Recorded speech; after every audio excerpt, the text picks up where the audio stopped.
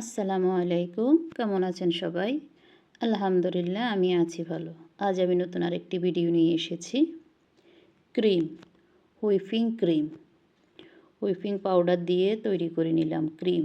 Cream আমাদের অনেক কিছুর সাথেই দরকার হয়।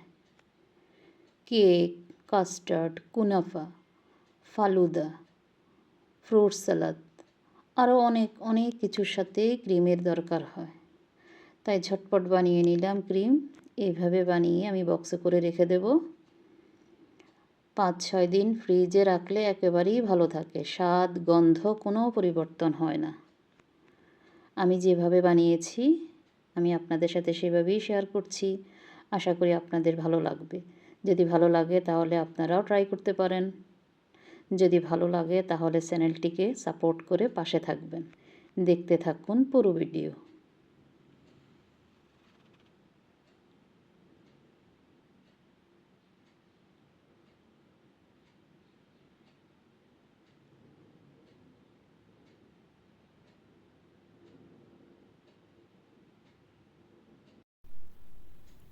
নিয়ে নিয়েছি হুইপিং পাউডার।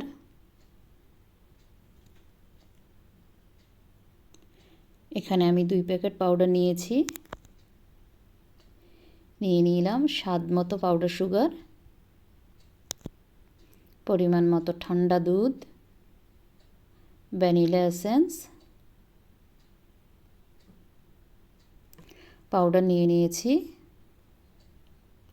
দিয়ে দিচ্ছি সুগার, সামান্য ভ্যানিলা এসেন্স,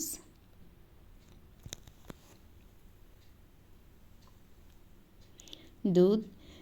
এই দুধটা ফ্রিজ থেকে বের করেছি একেবারেই ঠান্ডা।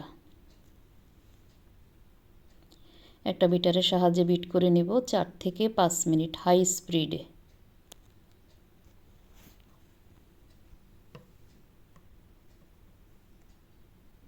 ঠিক হয়ে যাচ্ছে। চারপাশে ঘুরিয়ে ঘুরিয়ে করতে হবে যাতে কোথাও রয়ে না যায়, ভালোভাবে যাতে মিক্স হয়।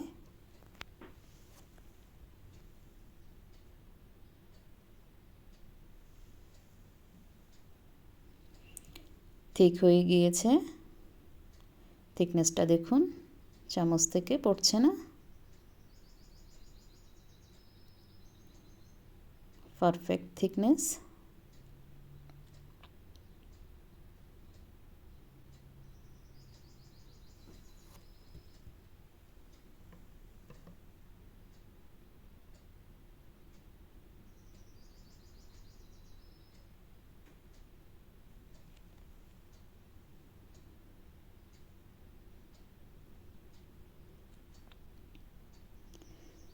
এইভাবে বানিয়ে সাথে সাথে ইউজ করবেন, না হয় ভালোভাবে একটা বক্সে করে ভালোভাবে মুখ বন্ধ করে ফ্রিজেও রাখা যায়।